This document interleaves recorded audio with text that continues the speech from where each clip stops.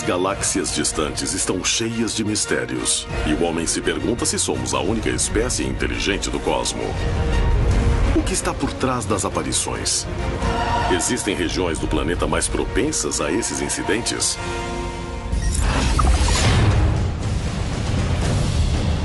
Em La Rumorosa, no México, Jaime Maussan e Carlos Clemente se aventuraram no deserto seguindo os passos de um grupo de jovens que afirmava ter visto seres estranhos na região. Durante a madrugada, várias presenças confirmariam que a excursão tinha valido a pena. No Brasil, em 1990, a remota região de Serra da Beleza registrou uma série de aparições surpreendentes. E a evidência de uma testemunha pode dar respostas únicas para o que ocorre no local.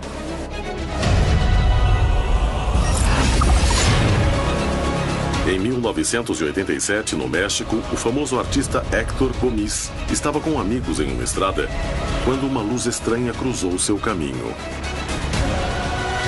Mais de 25 anos depois, Gomis ainda acredita que o objeto salvou sua vida.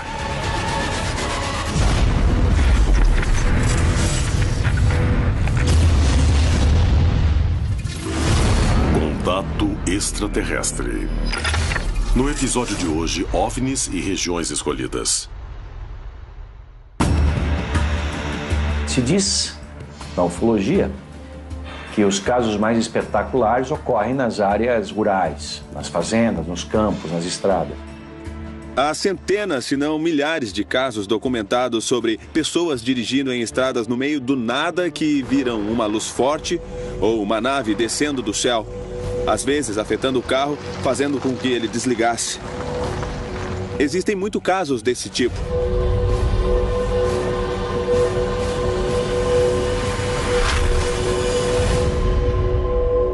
Com esses casos isolados, acredito que o fenômeno OVNI mantém uma distância em torno das grandes massas de densidade demográfica. E muitos dos encontros próximos que são reportados têm origem no meio de montanhas, perto de lagos, perto de locais onde há recursos naturais. O fato de que as regiões menos povoadas apresentem mais aparições do que os grandes centros urbanos equivale a dizer que são regiões escolhidas. Ou existe alguma outra explicação? Um fenômeno que se manifeste no centro de uma cidade intensamente iluminada passa despercebido de praticamente todo mundo.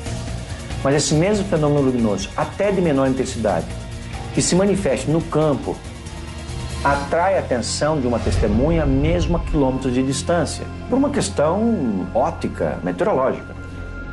Essas formas de inteligência aproveitam para rodear e ter alguns níveis de interação, porque não deixa de ser fascinante para eles tentarem descobrir ou conhecer o ser humano. Os ufólogos têm que ir nas regiões rurais conversar com as pessoas e vão se surpreender em ver que a cada 100 pessoas, 90 tiveram algum tipo de experiência com o fenômeno UFO. E umas 10 ou 20 dessas 90 tiveram experiências surpreendentes, fortíssimas, contundentes.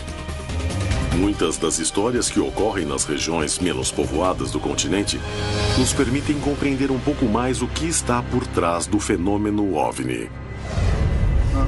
Um incidente ocorrido há quase 20 anos demonstra que muitos dos relatos fazem parte de experiências únicas.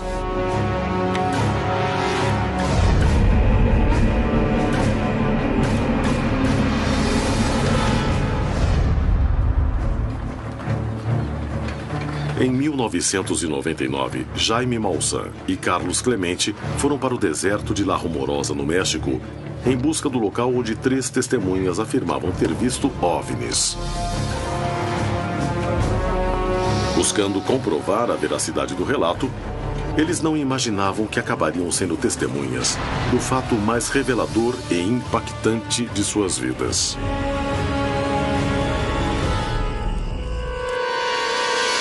Quando contaram a história, ninguém acreditou naquilo. Mesmo assim, eu achava que aquilo fazia muito sentido. Então, decidi ir lá para confirmar. Era maio de 1999. E nós fomos investigar o caso das pessoas que tiveram encontros com seres extraterrestres. Eu queria achar tudo aquilo que fosse possível como jornalista para confirmar a veracidade. Então decidi fazer essa expedição com meu amigo Carlos Clemente e os 3 jovens Lamone Gonzalez, Salvador Villanueva e Raul Fabrício. Com eles e um guia que se chamava Daniel, fomos até o lugar. Os 6 andaram durante horas por terrenos acidentados e desertos, com a esperança de encontrar novamente o local onde os 3 jovens tiveram contato com os seres. Ficamos procurando durante várias horas. Eu sabia que os jovens falavam a verdade, mas não imaginei que não íamos encontrar. Não imaginei que, apesar de levar um guia, não conseguiríamos achar o local. Então, ficamos frustrados. O grupo avançava pelo local, rodeado por inúmeros perigos da natureza.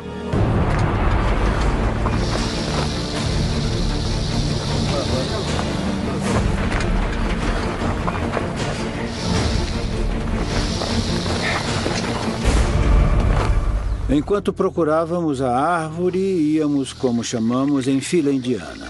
Eu ia à frente, distraído, quando, de repente, o guia deu um pulo e colocou a mão no meu peito e me parou, porque eu estava a um passo de pisar numa serpente que estava toda enrolada em si mesma.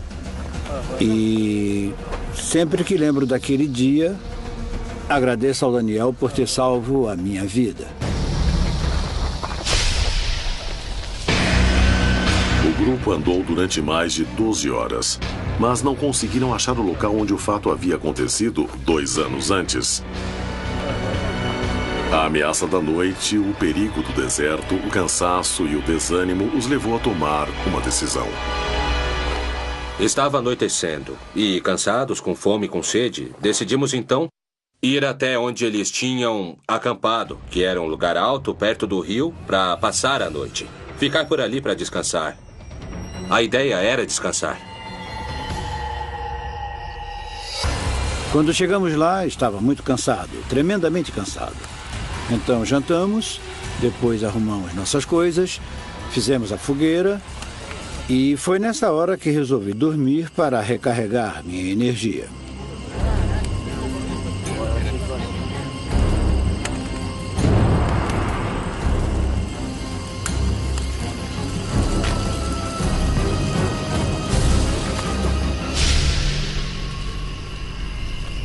Lá estava eu com uma barraca de camping com um saco de dormir. Estava esgotado.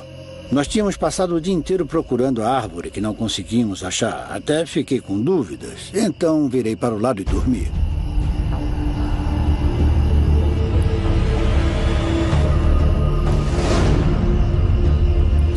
Às 2 da manhã, o Lamone Gonzalez levantou e achei que fosse ao banheiro. Mas ele viu alguma coisa na baixada.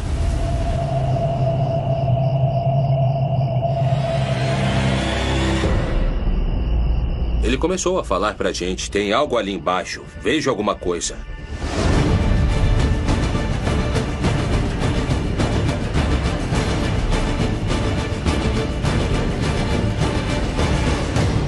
Eu estava quase dormindo. E o Lamone me chamou. Moçã, vem aqui, vem aqui. Fingi que dormia. Vem aqui, vem aqui. Até que eu falei, se for um OVNI, grava que amanhã dou uma olhada. E ele, não, venha ver isso. Então, eu falei, Jaime, vamos levantar e ver o que é. Não sei de onde tirei força, estava muito cansado, mas levantei e fui para fora. E vi que os 3 estavam mesmo olhando para alguma coisa na baixada.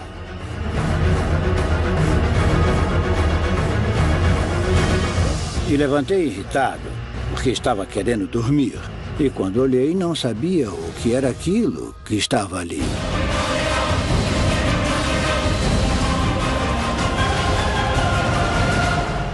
Vi aquilo e pensei que podia ser um animal. Será que era um veado? Ou que animal poderia ser? E, de repente, olhei para o Jaime do meu lado, que estava com binóculo, e falou, dá para ver os olhos. Aí vi uma coisa fosforescente que andava de um lado para o outro. Vi os 2 olhos. Sempre comparei aquilo com o brilho do planeta Vênus. Os 2 olhos daquilo. E fiquei vendo como se mexia. Ia para um lado, ia para o outro.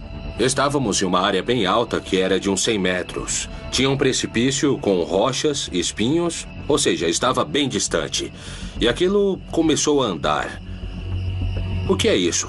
Eu pensava em algum animal. E falaram, ali atrás tem outro. E estavam entre as pedras, umas pedras que eram relativamente altas. E era como uma espécie de fluorescência que ia se deslocando.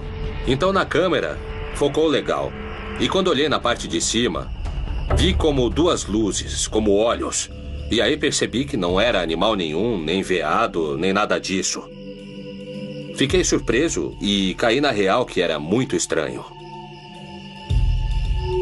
O que nós estávamos vendo era uma coisa que nunca tínhamos visto. Agora não tenho mais dúvida. Não importa o que os outros pensem. Não importa que ninguém acredite em mim. Não importa, porque eu vi. Ninguém pode falar que eu não vi. Não era um animal, não era nada do que conhecemos. Era alguma coisa, não sei o quê. Não tenho dúvida. O que eu vi eram seres extraterrestres. Jaime Maussan e Carlos Clemente estavam diante da prova que esperaram a vida toda. Se encontravam sozinhos, totalmente indefesos no meio da madrugada, a longas horas de caminhada da civilização mais próxima. Ninguém sabia o que podia acontecer. Distante do deserto mexicano, dentro das serras do estado do Rio de Janeiro, no Brasil, também existe uma região com muitos casos de aparições e enigmas.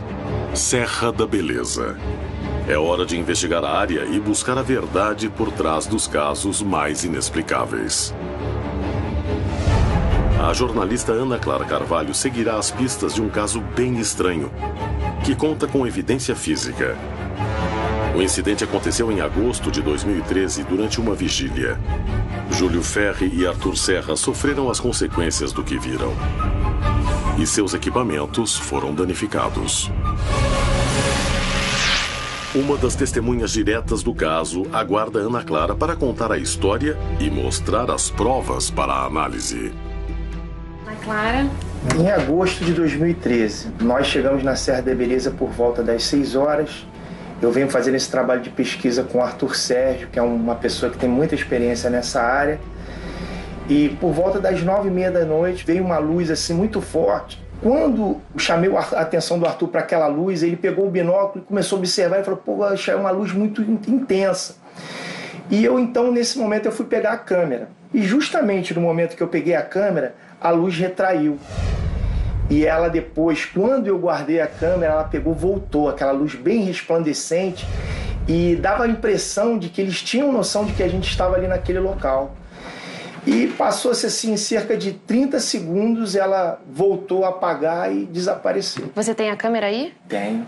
Ela, só que depois do evento ela parou de funcionar. Você pode deixar ela com a gente? Posso. Pra gente certeza. analisar? Posso. Tá ótimo. No dia seguinte, minha vista amanheceu com uma secreção muito grande. E ao longo do dia, a minha vista inchou. E no dia seguinte, na segunda-feira, eu procurei um oftalmologista para poder saber o que tinha acontecido, né? E ele falou que provavelmente era uma irritação causada pela exposição àquele tipo de luz, né? Uhum. Não sei porque o Arthur não ficou tanto, talvez porque ele usa óculos e ele observou com binóculo. Eu não observei a olho nu. Você tem o laudo aí? Tenho, sim. O que você acha que aconteceu contigo, assim? Eu acredito que deva ter sido em função da irradiação transmitida por essa luz, né? Que era uma luz muito intensa, uma luz muito resplandecente. Uhum. E eu tive o avistamento a olho nu, então eu acho que o problema deve ter sido causado por isso. Haveria alguma relação entre a luz e o incômodo na visão? E ainda, seria possível a câmera parar de funcionar como consequência da visualização? Ana Clara resolve conversar com Marco Antônio Petit, um renomado ufólogo que viveu mais de 10 anos na região, tentando determinar o que acontecia ali. A jornalista está decidida a descobrir o mistério de Serra da Beleza.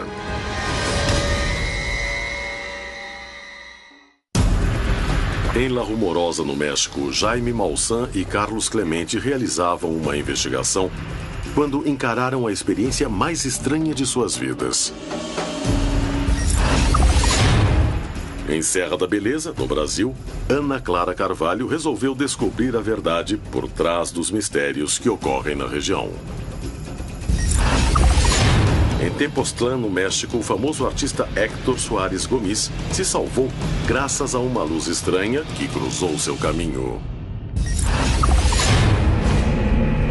Em 1999, Jaime Maussan e Carlos Clemente partiram para o deserto de La Rumorosa, no México, para investigar a experiência OVNI de 3 testemunhas que afirmavam ter visto seres e luzes estranhas.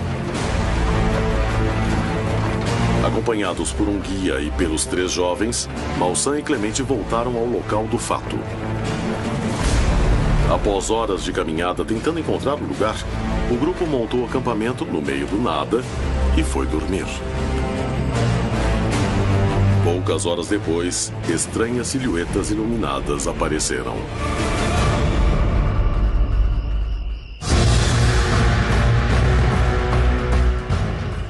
Minha preocupação na hora foi registrar a imagem.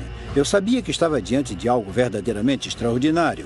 Então fui para um lado, fui para o outro, peguei a câmera de vídeo. Lembro que tínhamos uma câmera de visão noturna, mas não era de última geração. Com a câmera eu não via nada, porque estava escuro e não tinha foco. Falei, não dá para ver. Peguei a outra e também não via nada. Me dei conta que não conseguia ver nada. Então tirei algumas fotografias e nas fotografias não saiu nada. E não fiz vídeo porque também não dava para ver nada. Não conseguia ver nada pela câmera, tudo escuro. E quando fiz assim, o flash saiu, pensei, eles vão ver. O flash foi bem visível em meio à noite escura. E Clemente temeu terem sido descobertos pelos seres estranhos.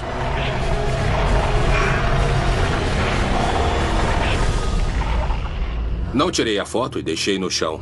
As câmeras ficaram em segundo plano. Enquanto olhávamos para tudo aquilo, era como se tudo tivesse parado. Não lembro do frio, não lembro do cansaço, não lembro nem de ter sentido medo. Foi emocionante. Não senti medo em nenhum momento quando vi os seres. Eu sei que o fenômeno é verdade. Estava pesquisando, tinha visto muitos vídeos. Não tenho dúvida de que recebemos essas visitas e não estamos sozinhos. Mas vê-los ali foi uma confirmação dentro de mim que devo continuar pesquisando.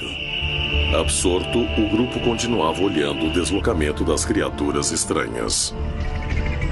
Não sei se chegaram a nos ouvir ou se eles nos viram. Só sei que acabaram desaparecendo. Naquele momento, chamei o guia que estava tirando um sarro da gente, falando que não sabia que planeta ia nos pegar, kkkk, e os ETs não sei o quê. Ele não levava nada a sério. Então resolvi perguntar o que estávamos vendo. E ele estava lá dentro do saco de dormir. Aí eu chamei e ele não respondeu. No outro dia de manhã perguntei, Daniel, o que nós vimos ontem? Será que era um animal? Não, ele disse, aquilo foi uma revelação de Deus e eu não me envolvo nisso. Se eu tinha alguma dúvida, acabou naquele momento. Jaime Maussan levou a vida toda pesquisando casos de outras pessoas. Daquela vez tinha sido o protagonista de sua própria história. Se nunca tinham duvidado da existência de vida extraterrestre, depois daquela noite, Maussan e Clemente tiveram uma comprovação ainda maior, acompanhada pela sensação de que suas vidas nunca mais seriam como antes. Foi uma experiência que eu não esperava. Existe um Carlos Clemente antes e há um Carlos Clemente depois disso. Posso simplesmente falar que era extraterrestre porque é o que penso. Porque não existe nada que eu possa comparar com aquilo. Com certeza, foi um momento extraordinário em nossas vidas. Os estranhos incidentes da noite de 27 de maio de 1999 mudaram para sempre a vida de Jaime Maussan e Carlos Clemente. E seus relatos servem para demonstrar que as imensas áreas despovoadas do continente latino-americano são palco de eventos inexplicáveis.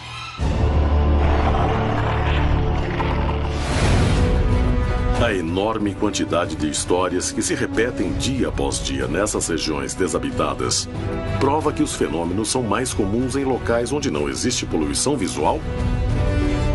Ou a América Latina foi escolhida para receber a visita de OVNIs? A presença extraterrestre na América Latina é muito intensa, tanto em relação à quantidade de casos de aparições como pela experiência. Não acho que na América Latina existam mais aparições do que em outras partes do mundo. O que acontece é que, para poder ver um OVNI, são necessárias certas condições de céu escuro. Em regiões onde a concentração urbana é muito grande, é bem difícil ver os objetos. Eu acho que existem aparições em todo lugar. Você só precisa ir para uma montanha, para o campo, para achar. Se sair para procurar, vai encontrar. O que acontece na América Latina é que existem bem mais regiões isoladas, livres da densidade urbana. E, por outro lado, acho que na América Latina talvez exista menos preconceito por parte das pessoas na hora de falar e de admitir que já viram esse tipo de fenômeno. O debate de que o continente latino-americano seria ou não um dos mais notórios em matéria de aparições reúne adeptos dos dois lados. Porém, ambas as opiniões concordam sobre a cultura ser determinante para a percepção do fenômeno. Possivelmente há mais casos, entre aspas, na América Latina do que em outras regiões do planeta, porque a investigação de OVNIs está desenvolvendo de uma forma muito interessante, muito forte e constante. A América do Sul, ela é um dos principais pontos onde existem avistamentos, e esses avistamentos são estudados por ufólogos e estudados pelos militares. Vários países desqualificaram suas informações sobre a pesquisa de OVNIs que fizeram de nível oficial, de nível governamental e principalmente secretamente durante vários anos, durante várias décadas. Eu até digo que a ufologia da América do Sul, ela está muito avançada em relação à europeia, porque aqui se discute o assunto, se fala do assunto, pessoas simples relatam. Por que estamos desqualificando essa informação? Eu já considero que estamos chegando aos poucos na época em que, como a humanidade, vamos abrir nossa consciência, passando por cima de dogmas, indo além de qualquer religião, tendo em vista o critério de que não somos os únicos, nesse universo, nesse sistema solar. A América Latina poderia ser uma região escolhida com mais ocorrências de fenômenos OVNIs. A América Latina seria o continente escolhido?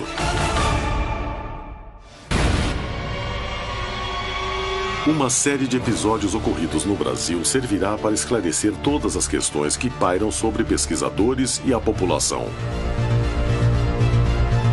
Ana Clara Carvalho investiga um caso único de OVNI, que conta com evidência física. Durante uma vigília, Júlio Ferri e Arthur Serra viram uma luz estranha que danificou suas câmeras fotográficas. Nas horas seguintes, tiveram problemas nas vistas. Mas será que os fatos estão relacionados? Ana Clara decide falar com Marco Antônio Petit, um renomado ufólogo que durante mais de uma década viveu na região, tentando explicar o que acontecia ali. Eu estou fazendo uma investigação sobre umas aparições de OVNIs na Serra da Beleza. O que o senhor poderia me dizer sobre o assunto? Em 1981, eu comecei a receber uma série de depoimentos de pessoas que moravam na região da Serra da Beleza, referentes à presença de misteriosas luzes que estavam sendo observadas cada vez com mais frequência naquela área. Em maio de 82, pela primeira vez, eu fui para a Serra da Beleza. Nesse dia que nós chegamos lá pela primeira vez, eu tive a chance, juntamente com mais 4 membros do meu grupo, de ficar frente a frente pela primeira vez a um objeto desse. Claramente um objeto de forma discoidal. Por que o senhor crê que acontece só nessa região, essas aparições? Olha, na verdade nós temos o que a gente chama de áreas de incidência em vários pontos do planeta. Agora, no caso da Serra, acabamos descobrindo que a área é riquíssima em areia monazítica. A areia monazítica tem um elemento radioativo que é o tório. Tá ótimo. Obrigada. Vai ser um prazer. Ana Clara confirmou que a área é rica em aparições e que o local pode apresentar uma areia rara, que possui elementos radioativos como o tório. Mas existe alguma relação entre a suposta presença de areia monazítica e as aparições? E há alguma conexão com as queixas que Arthur e Júlio apresentaram? E com o defeito da câmera? Marco Antônio Petit e Ana Clara Carvalho resolvem viajar até o local em busca de explicações. Tiveram mais aparições aqui? Muitas vezes eles sobrevoam essa área aqui por cima de onde nós estamos. E outra área de muita incidência, às vezes, é aquela região de lá. Eles costumam vir de lá, outras vezes eles vêm daquela área lá. E já foram vistos até pousados ali no fundo dessa grota ou desse grotão. Né? Ou seja, toda essa área aqui é uma das áreas mais ricas em aparições de UFOs do nosso país. Ana Clara se encontra com o geólogo Paulo Guimarães antes de analisar a câmera fotográfica e os relatórios médicos que Júlio entregou. Ele irá confirmar ou descartar a presença de areia monazítica? E se existe alguma possibilidade de que algum dos elementos presentes no solo do local tenha danificado a câmera e a visão de Júlio e Arthur. Existe alguma rocha dessas que possa emitir algum tipo de luz, que possa estar causando essas aparições? Não existe nenhuma relação da geologia com esse tipo de aparições, não se tem conhecimento dessa possibilidade. As rochas, elas têm propriedades físicas, tá? Elas podem interferir, às vezes, no campo magnético localmente, mas nenhuma delas interfere em termos de atmosférica a ponto de ser confundido com algum objeto. Você já andou bastante pela Serra da Beleza? Já andei fazendo concentrado de bateia, procurando justamente as tais monazitas que poderiam ter algum mineral radioativo. E as pesquisas indicavam que não tem o potencial ali para recursos mineral na área da monazita ou algum mineral radioativo associado. Existe alguma pedra, alguma rocha geológica que poderia emitir uma irradiação para queimar a câmera? Para acontecer isso, ele tem uma rocha com uma grande quantidade de algum mineral que tivesse sido excitado por algum tipo de raio específico para gerar uma excitação para queimar uma câmera. A gente não tem isso ali. Muito obrigada. Guimarães descarta que o local tenha presença de areia monazítica. Mas também afirma que não há possibilidade de que algo presente no solo possa ser confundido com luzes, ou que possa danificar a câmera ou a visão. A investigação segue focada na análise da câmera e dos relatórios médicos. Ana se reúne com Luiz Otávio para fazer a avaliação. Queria que você me ajudasse a desvendar o que aconteceu com essa câmera. Ela foi usada para gravar um objeto luminoso no céu e eu não sei o que aconteceu, que na hora não gravou. Certo. Tá? Eu gostaria de saber se teve algum problema nela ou se alguma coisa no ambiente fez com que ela não gravasse, alguma interferência. Entendi. Você pode esperar um pouco? Espero sim. O técnico analisa a câmera e faz uma descoberta-chave para determinar o que houve naquela noite.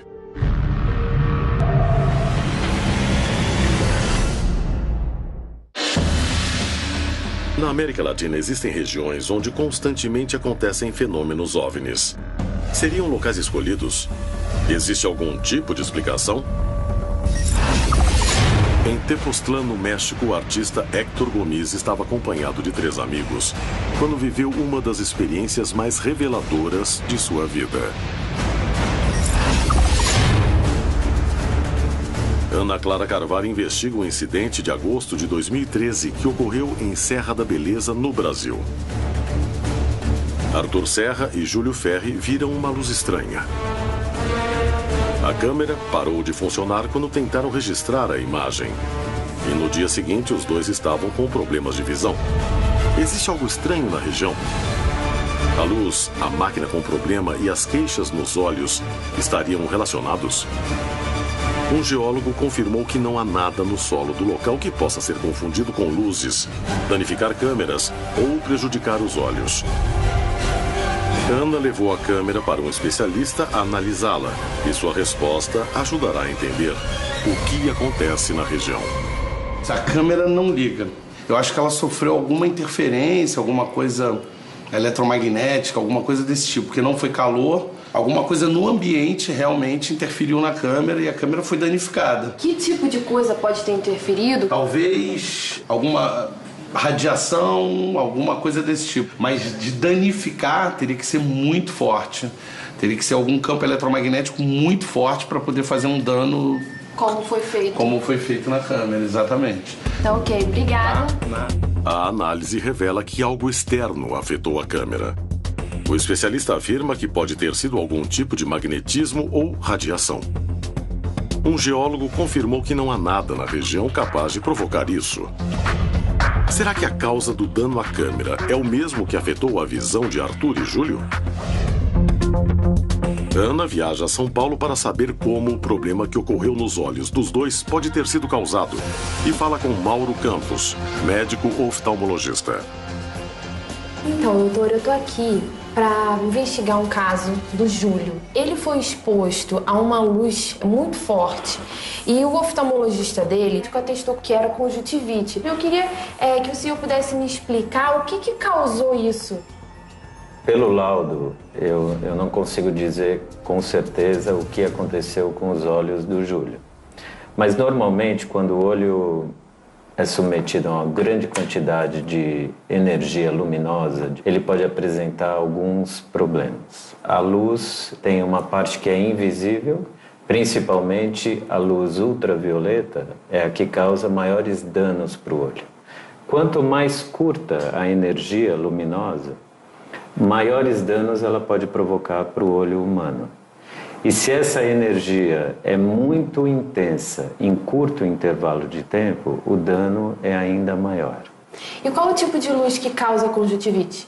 Quando você tem esses problemas agudos, como uma conjuntivite, uma inflamação da córnea, geralmente a gente associa isso à exposição à luz ultravioleta em grande quantidade, grande energia, por um curto tempo. Caracteristicamente, a pessoa, no momento que vê a luz, não sente nada. Essa inflamação vai se manifestar com dor, com olho vermelho, cerca de 3 a 4 horas após a lesão, que é o que parece que ocorreu com o Júlio. A única coisa que a gente pode garantir é que era uma fonte de luz ultravioleta, pelo tipo de lesão que ela produziu. Muito obrigada por ter me recebido. Após considerar todos os aspectos que envolvem o relato de Arthur e Júlio, Ana Clara chegou à conclusão, graças à sua entrevista com Mauro Campos, que um dano semelhante só poderia ter sido causado por uma luz ultravioleta. Porém, a vigília aconteceu à noite. A investigação revela que Serra da Beleza é uma área de muitas aparições e que nenhuma particularidade geológica pode explicar a presença de luzes nem danos a equipamentos. Teria sido consequência da luz que eles viram? Em caso positivo, qual a sua origem? Tais incógnitas levam pesquisadores em busca de respostas para o que está por trás desse fenômeno. Relatos de homens interagindo com OVNIs são frequentes nas regiões de menor população. Uma história chama a atenção por sua importância.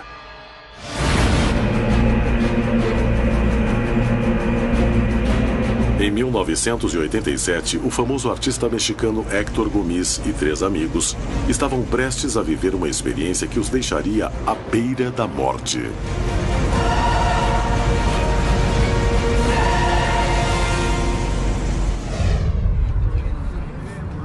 Os 4 amigos tinham ido a uma casa noturna. Era de madrugada e todos estavam cansados. E ainda tinham um longo caminho até suas casas. O que nenhum deles suspeitava era que iam viver uma experiência que mudaria suas vidas.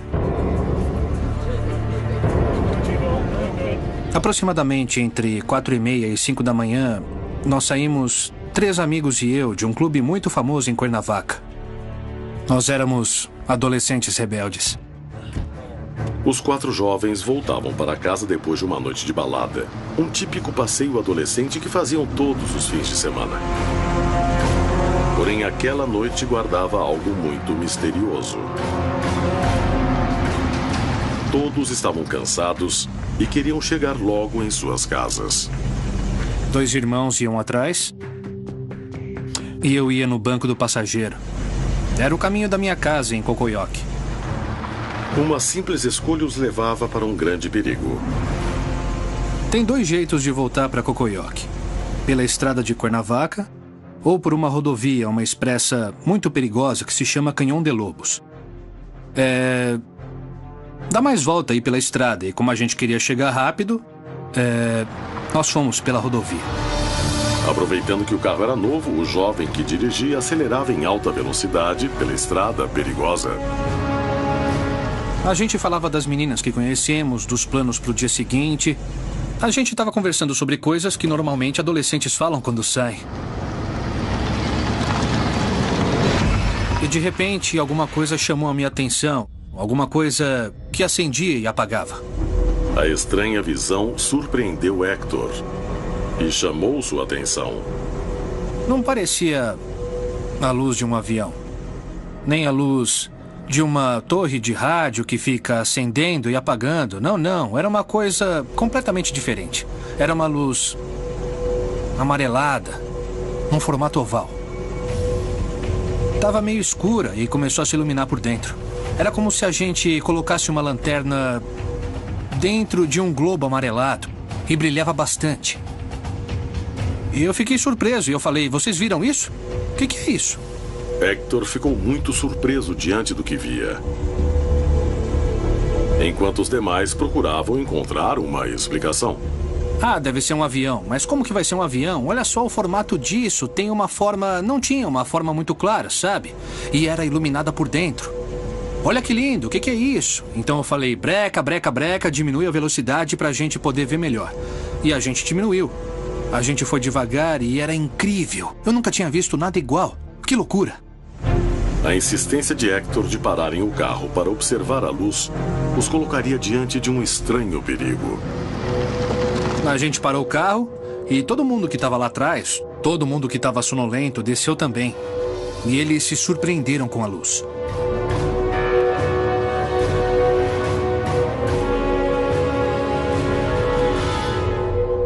Paralisado, o grupo não percebeu que havia algo mais próximo dali. Uma coisa que realmente podia ter sido uma armadilha mortal.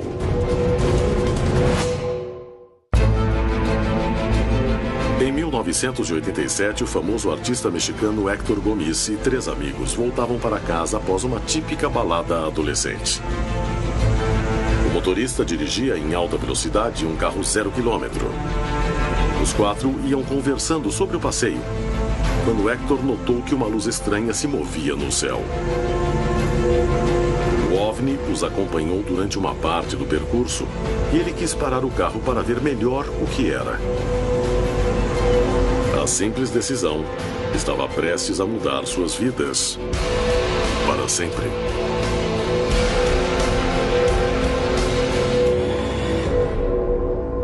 Uns 3, 4 metros à frente tinha um cavalo morto que ocupava todo o espaço da estrada. Hector se deu conta de que algo muito estranho acabava de acontecer com todos e que estava diante de uma experiência única. Me deu um calafrio por todo o corpo. Da nuca descendo pela espinha. Aquilo foi muito forte. E naquela hora eu me dei conta de que a luz tinha salvado a nossa vida, porque estando a 150, 160, teria sido como bater contra uma parede de concreto. Então, a gente se juntou e puxou o cavalo para a lateral da pista. Indo devagar, cada um pegou uma pata.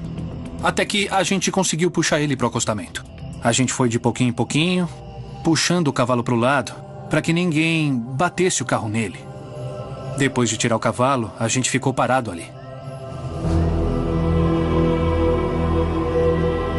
Após se recuperarem e compreenderem que estiveram prestes a morrer, ficaram contemplando o OVNI durante um tempo. E então decidiram seguir o caminho de volta. A luz ficou ali. Deve ter passado uns 15 a 20 minutos. E eu fui tremendo, muito emocionado, porque não era a minha primeira experiência com OVNIs. E ele foi nos seguindo, nos acompanhando ao longo da estrada, e eu tenho certeza que se aquele OVNI não tivesse chamado a nossa atenção, se ele não tivesse acendido e apagado, nos avisando que tinha um perigo, e eu não tivesse falado para o meu amigo para parar o carro, a gente teria morrido. A experiência de Gomis e seus amigos está entre as milhares de histórias que todos os dias se repetem ao longo do continente. A área é rica em relatos, muitos dos quais têm origem na época em que a América Latina pertencia apenas a seus povos nativos. Atualmente, milhares de testemunhas já viveram experiências que a ciência não consegue explicar. Sem dúvida, a América Latina apresenta uma grande quantidade de histórias de aparições. Será que é um continente escolhido? A quantidade de manifestações de OVNIs pode ser explicada pela peculiaridade de sua população? Ou tem relação com a enorme área de território não urbanizado que propicia condições melhores para ver o fenômeno? O fenômeno OVNI evita regiões extremamente povoadas. Por que isso acontece, não sabemos. Mas está claro que é assim. A segunda pergunta seria: por que o contato se dá de forma limitada? Eles não estão atrás de pessoas com títulos doutorais. Agora, uma coisa é clara, as pessoas que estão no campo são pessoas simples. Elas não estão preparadas, mas talvez o preparo delas seja o fato de elas estarem no lugar certo, na hora certa, onde o fenômeno se manifesta. O fenômeno OVNI não escolhe profissão, sexo, idade, posição social. Da mesma forma, pode se manifestar para uma pessoa simples do campo, a um artista muito famoso, para um presidente, um governador, um professor, um médico. É um fenômeno para todos, depende da sensibilidade de cada pessoa e a abertura que também tivermos. A cultura e a característica pessoal podem ser tão relevantes para influenciar tanto no que as testemunhas veem, a ponto de aumentarem as experiências? O desejo de ver alguma coisa pode chegar tão longe. Se você fica procurando alguma coisa para valer, um dia você vai encontrar. Se você realmente acredita que vai ver um OVNI, você vai sair buscando por ele, andando por aí. Qualquer coisa que você vir pode levar a achar que é um verdadeiro OVNI. É verdade, você vai encontrar sinais de uma nave espacial alienígena. Só que não é verdade. Se perguntar se as pessoas veem o que querem ver, acho que a resposta é que todos veem. Às vezes usamos a imaginação. E é por isso que os avistamentos são analisados tão a fundo, para ver se não são apenas pessoas com sonhos ou visões, mas sim se são fatos verdadeiros que devem ser relatados. Acho que um lado disso tudo é que as pessoas querem tanto acreditar numa coisa e vão se convencendo que realmente viram uma nave espacial. Mas, na verdade, o que elas viram foi um avião militar, ou um avião comercial, ou alguma outra tecnologia avançada. Mas não alienígena. Mas se acreditar o suficiente, essa pessoa vai se convencer de que é um OVNI ou uma nave alienígena, quando não é. Acho que o fenômeno OVNI é diverso, depende de muitos fatores, e que não podemos encarar todos da mesma forma. Por exemplo, não podemos dizer que todas as aparições e todos os vídeos que existem têm uma procedência extraterrestre. Seria muito atrevimento e muito arriscado. Também não podemos dizer que é tudo mentira, porque não é possível que ao longo da história de tantos anos, tantas pessoas tenham visto. Eu acho que pouca gente tem experiências pessoais. Quando você tem uma experiência pessoal, fica ainda mais difícil se convencer de que não é verdadeira. Você não pode convencer alguém de que não viu algo quando a pessoa viu. As histórias de OVNIs vistos em locais afastados se repetem. E muitas são tão fascinantes que chamam a atenção dos mais renomados especialistas que vão a esses locais remotos para encontrar a verdade. Um dia o homem poderá revelar o que se esconde por trás do fenômeno OVNI. Ou essa verdade já foi descoberta, mas não revelada. O continente abriga milhares de relatos que aguardam serem descobertos. E chegou a hora de ir atrás da verdade.